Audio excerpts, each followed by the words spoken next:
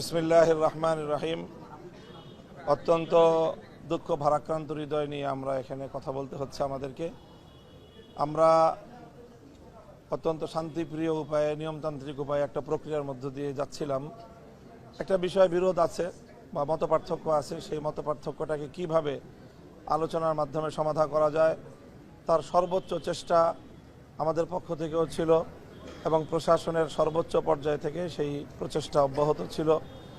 এবং গতকালকে দিনভর রাষ্ট্রের গুরুত্বপূর্ণ বিভিন্ন দায়িত্বশীলের সাথে আমাদের দায়িত্বশীলদের এবং তাদের দায়িত্বশীলদের, উভয় পক্ষের দায়িত্বশীলদের কথা হয়েছে। গতকালকে সকল এজেন্সিগুলোর প্রধান, এসবির চিফ, এনএসআইয়ের ডিজি এবং ডিজিএফআইয়ের দায়িত্বশীল বৃন্দ, তারপরে উপদেষ্টা মহোদয় বৃন্দ, এরপরে হলো এই বৈষম্য বিরোধী ছাত্র আন্দোলন নেতৃবৃন্দ, সকলের মধ্যস্থতায় খুব শান্তিপ্রিয়ভাবেই আমরা আলোচনা করতেছিলাম।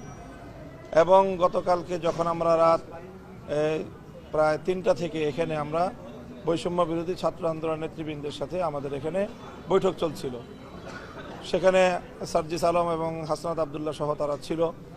তারা সাতপন্থীদের সাথে আলোচনা করে এসে কিছু প্রস্তাবনা নিয়ে আমাদের এখানে এসেছিল আলোচনা করার জন্য। সেই আলোচনার মধ্যেই তারা জানতে পারলো সামাজিক যোগাযোগ মাধ্যমে যে ওখানে টঙ্গীতে সাতপন্থীরা হামলার প্রস্তুতি নিচ্ছে বা হামলার করছে। এই ধরনের প্রস্তুতির আভাস পেয়েই তারা তখন এখান থেকে ফোনে তাদের দায়িত্বশীলদের সাথে এখানে আমাদের সামনে বসে তারা যোগাযোগ করলো। সার্জিস আলম এবং হাসনাত আবদুল্লাহ উভয় তাদের সাথে কথা বলল এবং স্পেসিফিক নাম সহ আমি বলছি, জনাব ওয়াসিফুল ইসলাম সাহেবের সাথে কথা বলেছে, ওনার ছেলে উসামার সাথে কথা বলেছে, তারপরে আবদুল্লাহ মনসুরের সাথে কথা বলেছে। তাদের সাথে কথা বলে বলতেছে, তারা এখান থেকে বলল যে আপনারা যদি কোনোভাবে আইন নিজেদের হাতে তুলে নেন অথবা আলোচনার মাধ্যমে আমরা কোনো একটা মীমাংসা দেওয়ার আগে আপনারা যদি নিজেরা সেখানে কোনো ধরনের ওখানে প্রবেশ করার চেষ্টা করেন তাহলে অবশ্যই সেটা আপনাদের বিরুদ্ধে আমরা সকলে ঐক্যবদ্ধভাবে পদক্ষেপে যেতে বাধ্য হব। এই ধরনের কথাবার্তা বলার কিছুক্ষণ পরেই তারা সেখানে হামলা চালায়। যখন হামলার সংবাদ আসে তখন তারা তাদেরকে বারবার যোগাযোগ করার চেষ্টা করেছে। তখন সার্জিস আলম এবং হাসনাত আবদুল্লাহর ফোন তারা কেউ রিসিভ করেনি। এইভাবে তারা হামলা চালায় আর এর কিছুক্ষণের মধ্যেই আমাদের কাছে হামলার যাবতীয় তথ্যগুলি আসতে থাকে এবং ইতিমধ্যে আমাদের 3 জন ভাই শাহাদাত বরণ করেছেন। তাদের প্রত্যেককে ধারালো অস্ত্র দিয়ে তাদেরকে আহত করা হয়েছে, আঘাত করা হয়েছে, রক্তক্ষরণ এবং মারাত্মকভাবে তাদেরকে আঘাত করে তাদেরকে হত্যা করা হয়েছে। আর অসংখ্য অগণিত আমাদের ভাইয়েরা তারা সেখানে আহত হয়েছে, মারাত্মকভাবে ইনজুর্ড হয়েছে। প্রায় অনেকেরই আঘাত বুকের মধ্যে, পেটের মধ্যে ধারালো অস্ত্রের সাহায্যে তারা এই আঘাতগুলো করেছে। অর্থাৎ সম্পূর্ণরূপে এখানে একপক্ষীয়ভাবে হামলা হয়েছে। সন্ত্রাসী কায়দায় যে সেখানে তারা পেশাদার হত্যাকারী, পেশাদার খুনি, কিলারদের সহ এই অভিযানটা পরিচালিত হয়েছে। অত্যন্ত দুঃখজনকভাবে আমাদের কথা বলতে হয় যে সংবাদ মাধ্যমে অনেকেই সংবাদ প্রচার করছেন যে 2 পক্ষের সংঘর্ষ বা সংঘাত। এটা সম্পূর্ণরূপেই একপক্ষীয় আক্রমণ হয়েছে, হামলা হয়েছে।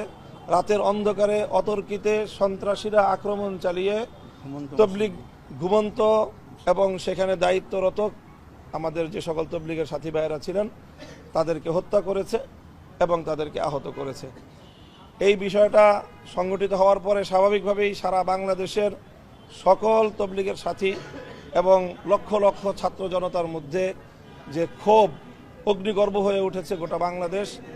আমরা অব্যাহতভাবে সারা দেশে আমাদের ছাত্র জনতাকে এবং তবলিগের সাথীদেরকে, ধর্মপ্রাণ মুসলমানদেরকে আমরা সকলকে ধৈর্য ধারণ করার জন্য নির্দেশনা দিচ্ছি এবং আলহামদুলিল্লাহ আমরা এই পর্যন্ত আমাদের পক্ষ থেকে কেউ কোনো ধরনের উস্কানিমূলক কোনো কার্যকলাপে লিপ্ত হয়নি এবং আমরা আশা করছি যে সারা দেশকে আমরা এখনো পর্যন্ত শান্তিপূর্ণ রাখার ক্ষেত্রে আমাদের ভূমিকা আমরা পালন করতে সক্ষম হয়েছি এবং আমাদের ছাত্র জনতা সকলেই এখনও তারা ধৈর্য ধারণ করে আছে এবং আমরা এখন শুধুমাত্র অপেক্ষায় আছি যে সুনির্দিষ্টভাবে এই ধরনের হামলা এবং হত্যাযজ্ঞের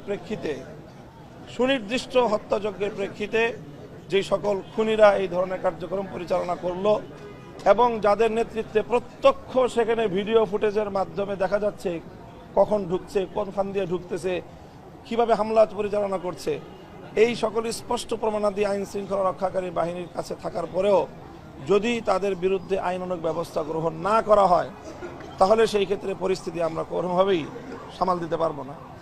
এজন্য অনতিবিলম্বে যারা এই হত্যাকাণ্ডের সঙ্গে নেতৃত্ব দিয়েছে, ওখানে সব ভিডিও ফুটেজে দেখা যাচ্ছে আব্দুল্লাহ মনসুর, উসামা ওয়াসিফদের নেতৃত্বে সেখানে রাত্রে মোটরসাইকেল শোভাযাত্রা সহ একেবারে শোডাউনের মাধ্যমে সন্ত্রাসী বাহিনীর মতো করে সেখানে একটা ঘুমন্ত এলাকায় সেখানে তারা ঢুকেছে।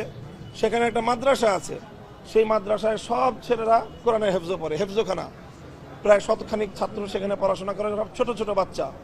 সেই বাচ্চাদেরকে জিম্মি করে তাদের শিক্ষকদেরকে বেদম প্রহার করেছে, আঘাত করে এমনভাবে আঘাত করেছে যে তাদেরকে মারাত্মক ইনজুর্ড অবস্থায়, মুমূর্ষু অবস্থায় তাদেরকে হাসপাতালে ভর্তি করতে হয়েছে। এই অবস্থায় সেখানে সেই সকল ছাত্রগুলোকে জিম্মি করে তাদের মধ্যে মারাত্মকভাবে ভীতির সঞ্চার করে সেই মাদ্রাসা তারা করায়ত্ত করেছে, দখল করেছে। এখান থেকে সার্জিস আলম নিজে, হাসনাত আবদুল্লাহ নিজে ওয়াসিফুল ইসলাম সাহেবকে জানিয়েছে যে সেখানে মাদ্রাসা আছে, সেই মাদ্রাসায় পর্যন্ত আপনার বাহিনী তারা হামলা চালিয়েছে। উনি সেখানে পরিষ্কার বললেন যে মাদ্রাসা বন্ধ, মাদ্রাসা নাই, অস্বীকার করলেন। তাদের সর্বোচ্চ ব্যক্তিত্ব তিনি এইভাবে সার্জিস আলম এবং হাসনাত আবদুল্লাহদের সাথে মিথ্যাচার করলেন। অথচ সেখানে আমাদের কোমলমতি ছোট ছোট শিশুরা তারা এই হামলার সম্মুখীন হয়েছে। তাদের আর্তচিৎকার সেখানে ফোনে ভেসে উঠেছে। সেই আর্তচিৎকার শুনে আমরা তো দূরের কথা, বৈষম্য বিরোধী ছাত্র আন্দোলন নেতৃবৃন্দ তাদের চোখের পানি সংবরণ করতে পারে নাই। সেখানে তারা এই অবস্থার মধ্যে আজ এইভাবে সেখানে আমরা হামলার সম্মুখীন হয়েছি এবং সম্পূর্ণরূপে একতরফা সন্ত্রাসী আক্রমণ হয়েছে। আমরা সংবাদ মাধ্যমগুলোর কাছে বিনীত অনুরোধ করব যে আপনারা দয়া করে এই ঘটনাটাকে দ্বিপাক্ষিক সংঘর্ষ হিসেবে আখ্যায়িত করে খুনিদেরকে আড়াল করার চেষ্টা করবেন না। প্রকৃত হামলার চিত্রটাকে আপনারা ভিন্ন কালার দেওয়ার চেষ্টা করবেন না। যদি আপনারা এটা করেন তাহলে সংবাদ মাধ্যম তাদের দায়িত্ব পালন করতে আমি মনে করি যে ঐতিহাসিকভাবে আপনাদের ভুল হবে এবং সেটার ক্ষেত্রে প্রকৃত ঘটনার প্রকৃত দোষীরা আড়ালে চলে যাওয়ার হয়তো সুযোগ পেতে পারে। আচ্ছা মামুন ভাই, আর 10 দিন পরে হচ্ছে আপনাদের ইজতেমা শুরু হওয়ার কথা ছিল। আজকে রাতে, অর্থাৎ যে রাত গেল, এই রাতে একটি আপনাদের জন্য একটা মর্মান্তিক বেদনাদায়ক একটা ঘটনা ঘটেছে। এখন আপনারা কি ইজতেমা পালন করবেন? আপনাদের এখন সিদ্ধান্ত? ইজতেমা আরো পরে, আমরা এই মুহূর্তে কোনো সিদ্ধান্ত ঘোষণা করছি না। আমাদের পক্ষ থেকে ওলামা সম্মেলন আহ্বান করা হয়েছে আমাদের মুরব্বীদের পক্ষ থেকে। কিছুক্ষণের মধ্যে ওলামা সম্মেলন শুরু হবে। সেই ওলামা সমাবেশে সিদ্ধান্ত হবে, সেই সিদ্ধান্ত আমরা জানিয়ে দিব এবং সেই সিদ্ধান্তের প্রেক্ষিতে আমরা আমাদের পরবর্তী পদক্ষেপগুলো নিব। হ্যাঁ, ওলামা সম্মেলনে চলমান এই যে পরিস্থিতি, এই যে তারা আক্রমণের শিকার হলাম এবং আমাদের লোকজন যে নিহত হলো, আহত হলো, হতাহত হলো, এবং এইভাবে প্রশাসনের নাকের ডগায় প্রকাশ্যে দিবালোকে রাষ্ট্রের বিরুদ্ধে সরাসরি যুদ্ধ ঘোষণা করেছে। কারণ এখানে পরিষ্কার যে স্বরাষ্ট্র উপদেষ্টা মহোদয়, ধর্ম উপদেষ্টা মহোদয়, সকল উপদেষ্টাদের নেতৃত্বে এবং সর্বোচ্চ আইন শৃঙ্খলা রক্ষাকারী বাহিনীর সকল সদস্যদের ইনভলভমেন্টের মাধ্যমে অব্যাহতভাবে বৈঠক চলছে। গত সারা রাত বৈঠক হয়েছে, তাদের সাথে হয়েছে, আমাদের সাথে হয়েছে, এবং আজ সকাল 11টা এবং 12টায় দুই পক্ষের সঙ্গে স্বরাষ্ট্র মন্ত্রণালয়ে হাই প্রোফাইলের বৈঠক হওয়ার কথা এবং সেই বৈঠকের জন্য আমরা প্রস্তুতি নিচ্ছিলাম। সেখানে আমরা কথা বলবো এবং আলোচনার মাধ্যমেই আমরা একটা মীমাংসায় পৌঁছবো। তো সেই ক্ষেত্রে এরকমভাবে অতর্কিতে হামলা চালানো, এটা গোটা রাষ্ট্রযন্ত্রের প্রতি, সরকারের প্রতি, গোটা বাংলাদেশের প্রতি একটা সম্পূর্ণরূপে একটা চ্যালেঞ্জ বলে আমরা মনে করি। এবং আমাদের এই ক্ষেত্রে ধারণা হলো এটাই যে স্বাভাবিকভাবে বাংলাদেশ বিরোধী যে চক্রান্তটা রয়েছে, যারা বাংলাদেশকে এই মুহূর্তে অস্থিতিশীল করার চেষ্টা করছে, বাংলাদেশকে ধ্বংস করার চেষ্টা করছে, সেই বাংলাদেশ বিরোধী চক্রের সঙ্গে এই হামলার অবশ্যই যোগসাজশ রয়েছে। এবং তারা যারা এই ক্ষেত্রে ওই সাতপন্থীদের যারা দায়িত্বশীল, তাদেরকে আমি মনে করি যে এখন কোনোভাবেই তাদেরকে শুধুমাত্র তবলিগ জামাতের মুরব্বী হিসেবে পরিচয় দেওয়ার কোনো সুযোগ নেই। তারা সম্পূর্ণরূপে মানে রাষ্ট্রের সঙ্গে, বাংলাদেশের সঙ্গে যুদ্ধ ঘোষণাকারী একটা মানে সন্ত্রাসী বাহিনী হিসেবে তাদেরকে চিহ্নিত করা ছাড়া আর কোনো উপায় নেই। আচ্ছা, আমরা কি এই কথা বলতে পারি কিনা যে আপনাদের উলামা সম্মেলনের পরেই আপনারা ইজতেমার বিষয়ে সিদ্ধান্ত নেবেন? এগুলো কি বলতে পারি? না, ইজতেমা ইজতেমার সাথে এখানে কোনো সম্পর্ক নাই। ইজতেমা এখন অনেক দেরি, ইজতেমা এখনো 40 দিনের পরে। 40 দিন করে ভাই আপনাদের 31শে জানুয়ারি 31শে জানুয়ারি। জি জি, বাস আমরা এখন এই মুহূর্তে আমরা কোনো প্রশ্ন উত্তরে যাচ্ছি না। এই মুহূর্তে আমরা আমাদের জরুরি বক্তব্যগুলো আপনাদের মাধ্যমে তুলে ধরলাম। প্রশ্ন না, ছোট একটা প্রশ্ন, সেটি হলো যে আপনারাই তো ওই ইজতেমা ময়দানে আপনারাই তো ইজতেমা পালন করেন, সবাই হুজুর, সবাই আল্লাহকে মানি, সবাই ইসলামকে মানি। জি বাস এই কথাগুলি আমরা যেভাবে বললাম, এই বিস্তারিত কথা বলবো না এখন। আমরা ঘটনার সংক্ষিপ্ত বিবরণ আপনাদের সামনে উপস্থাপন করলাম। মিডিয়ার সকল দায়িত্বশীল এবং সংবাদকর্মীদের কাছে আমাদের উদাত্ত আহ্বান থাকবে যে আপনারা দয়া করে এই ঘটনাকে সংঘর্ষ হিসাবে আপনারা নিউজ করবেন না। এটা একতরফা হামলা হয়েছে সেখানে, এবং সকল যারা আহত, ইনজুর্ড, যারা নিহত, তারা সব এক পক্ষীয়, আর আক্রমণকারীরা আরেক পক্ষীয়।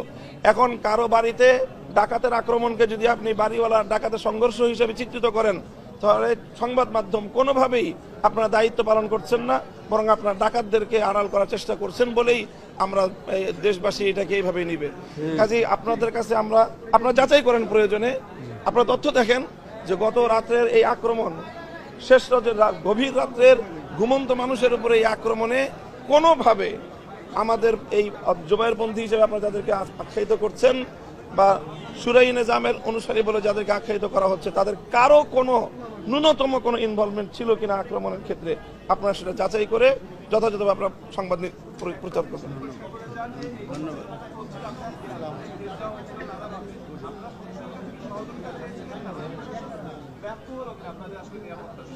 অবশ্যই প্রশাসন আমাদেরকে গত রাতে নিরাপত্তা দিতে ব্যর্থ হয়েছে। অবশ্যই যদি তারা প্রশাসন যথাযথভাবে দায়িত্ব পালন করতে সক্ষম হতো, তাহলে কোনোভাবেই এই প্রাণহানি ঘটতো না। সালাম, সকলকে ধন্যবাদ।